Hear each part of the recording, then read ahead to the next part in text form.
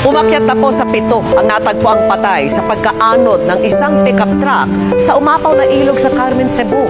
Kabilang sa kanila ang isang buntis na kakakasal pa lang. At nakatutok si Nico Sereno ng GMA Regional TV.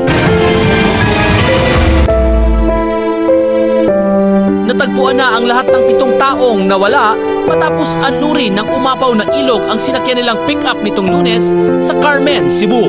Pero lahat sila ay nasawi, kasama ng mag-asawang 1 linggo pa lang kasal. Ang babae, 7 buwang buntis pa naman.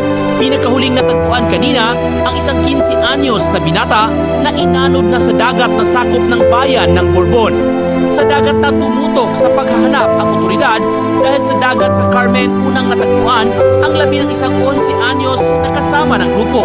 10 iba naman ang nakaligtas pero sumasailalim pa sa psychosocial intervention ng munisipyo ng Carmen.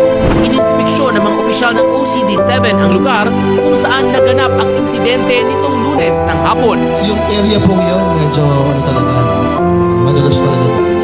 So, we're recommending siguro to come up with another rail. Kasi kung may rail doon na matibay-tibay siguro, it will help hindi maaanod yung pick-up.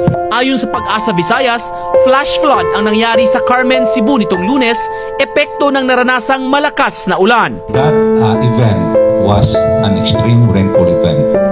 Noong nasa thunderstorm, July 8, that was Monday, and a series cell of thunderstorm. Sa monitoring ng Pag-asa Visayas, umabot sa 40 standard size swimming pool ang ibinuhos na ulan sa loob lang ng 4 na oras mula 4 p.m. hanggang 8 p.m. nitong Lunes sa bayan ng Carmen.